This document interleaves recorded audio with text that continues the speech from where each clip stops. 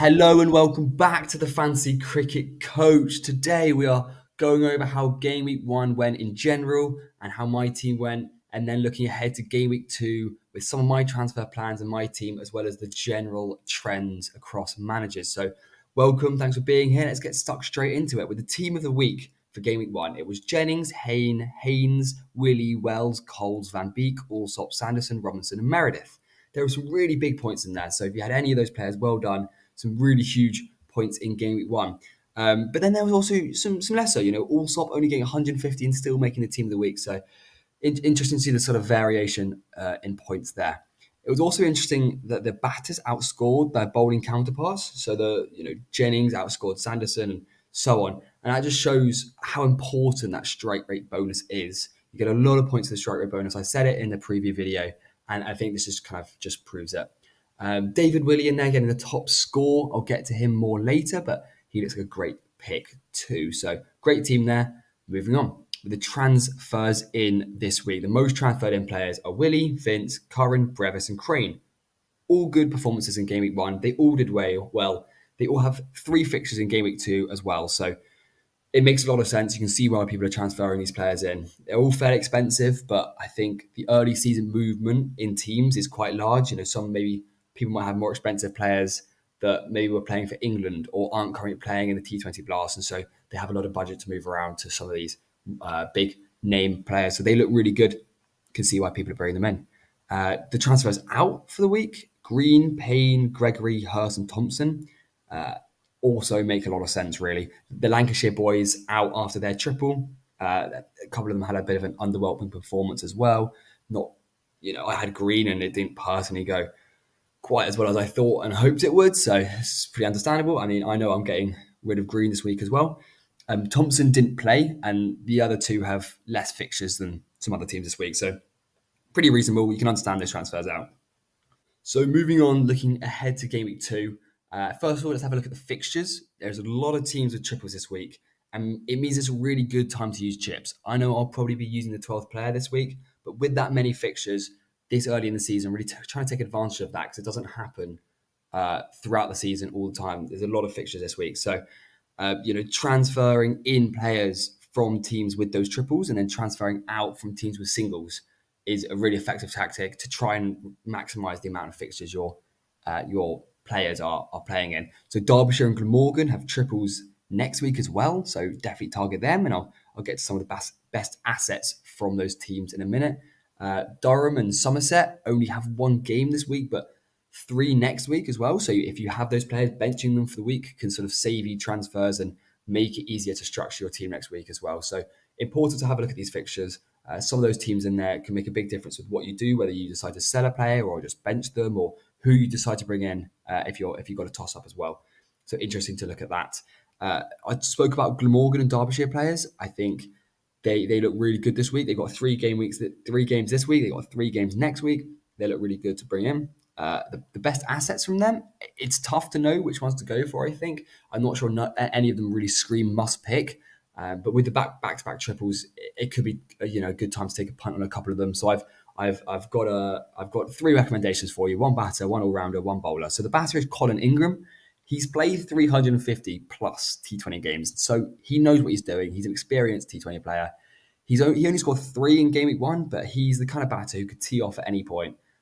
I personally don't have much of a route to get to him, but if you're looking for a batter for this week, Colin Ingram, I think, could be a really good player to bring in. In the all-rounder slot, Ben Callaway looks fantastic.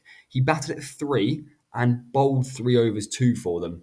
He bowled pretty economically at that as well. So Ben Callaway looks really good. His game involvement is fantastic.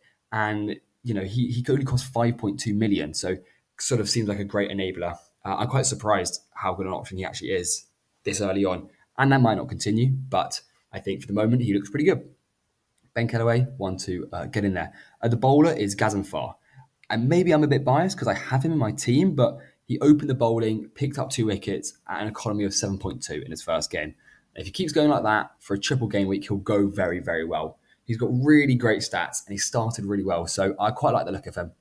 And then one sort of just a budget player. If you've got a tight budget and you're looking for someone, Asa Tribe, 4.3 million, batting in there, not a bad pick at all. So moving on to how my game week one went itself, I got 1,510 points, and that put me 1,570th in the game week. So not terrible, but not good. It was a good start. It's a good start to the whole game. It's a marathon, not a sprint. So I'm not really upset with this. It could be a lot worse, and it's a base to build on from here. But it also wasn't ideal. Could have gone a bit better. So the highlights were Hayne on 308 points. It included a fantastic 92. I said if he was in good nick, it could go very well, and clearly he is, and he went very well. So happy with that. Luke Wells looks like a great pick as well, opening the batting and bowling some overs for Lancashire. He's got really good game involvement, so I'm going to be keeping him. I was happy with how he went. And then a few of the lowlights. I mean, there's a few of them, as you can see in there. Donald only played one game and got a duck, so not ideal. But I had him from the start of the season because I wanted him in game week 2 and 3 anyway, so I'm kind of okay with that, even though it's not ideal. Rishi Patel, Pepper, and Short also fell under 100 points for the week. So it was a bit of a mixed bag overall. Not terrible, I don't think. A few players in there would have liked a little bit more from. That's okay. Not terrible. Moving on to game week 2. My team is really well set up for game week 2, actually. Because I planned ahead at the start of the season and I brought some of those players like Donald and Gazanfar in, I have quite a nice team for the start of this for this game week 2. So in the batting department, I have Hayne, Patel, and Donald. No changes here. Haynes had a great start. Patel and Donald did nothing in game week 1, but both have triples in game week 2. So a big opportunity for them to turn that around. And I'm not going to get rid of them when they have a triple game week. So I'm pretty happy with that batting department. Got one player who's done well, 2 who haven't but have good fixtures. Pretty happy with that. In the all-rounders, I make one change here. David Willey comes in for Chris Green. Chris Green had a triple in game week 1, but now the fixtures are slightly less good for Lancashire, and he didn't do very well. So I'm happy removing him. I captained him last week. It didn't quite go to plan. And Willie was on my one to watch list at the start of the season because he had a lot of potential, and I said definitely want to watch. If he does well at the start of the season, get him in. He had a very good game week 1, so no reason not to bring him in. I'm going to go straight to him. I'm happy I left a lot of budget in my original team as well to do moves like that because he's quite an expensive player, but I think he's probably worth the price at the moment at least. So him along with Zabe, who did bat at 6 and didn't bowl, but you never know, that could change game to game, and he has 3 fixtures this week, so there's no point in moving him on anyway. But he looks okay. And Callaway, who was on my bench last week, and I'm now bringing on because I'd set up my team well like that. And they both have triples and they look good. Wells with a double, but as I said earlier, he's got great game involvement, so I'm happy there. Pepper also stays a very popular pick. He didn't quite explode in game week 1, but it's too early to be looking to get him out anyway. Going to give him a bit more of an opportunity, I think. So the all-rounders and the wicket-keeper look good. I'm pretty happy with that part of my team. The bowlers, Aspinwall, after his 200-pointer in game week 1, I don't really see much reason to move him on. He's pretty cheap as well, so all right, keeping him. Gazanfar and Scrimshaw both with triples and decent-ish returns in game week 1. I'm expecting a little bit more from them this week with 2 extra fixtures. But what they did get in game week 1 was, acceptable.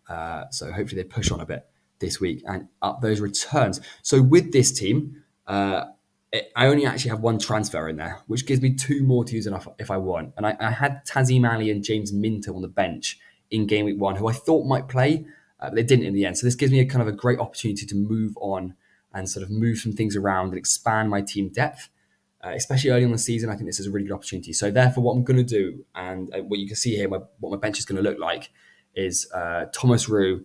He played for Somerset. He's the only 4.4 on the dot million player to do so. The only player who played in game week 1, and that seems like a pretty easy transfer to bring him in. Somerset have 3 fixtures, in game week 3, so he could also find himself in the 11 next week. I think he looks pretty good.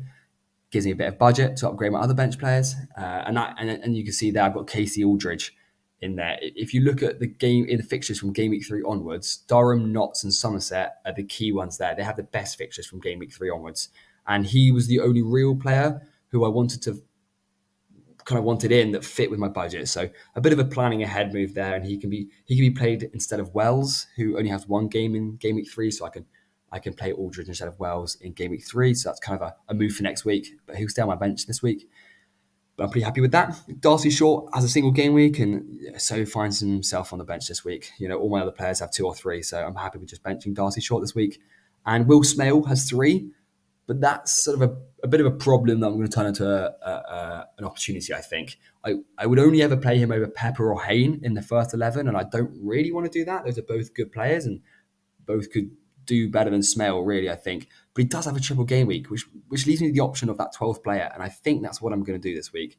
My team is set up really well to use this trip now and take advantage of it. With Smale opening the batting for 3 games, it seems like a pretty good time to me. And the way the chip works is actually the highest scoring bench player of the week becomes the 12th player. So even if Smale does really badly, but say Aldridge has a bit of a screamer, then I still get those points from him. So I'm pretty confident with that. And I think this is a really good week to use it and hopefully get a bit of a rank boost up into that top echelons of the ranking system. Finally, captaincy will go to Willie. He's the most popular pick this week, and I don't really want to go too differential this early on in the season. He looks like a great option anyway, so I'm pretty happy days on that.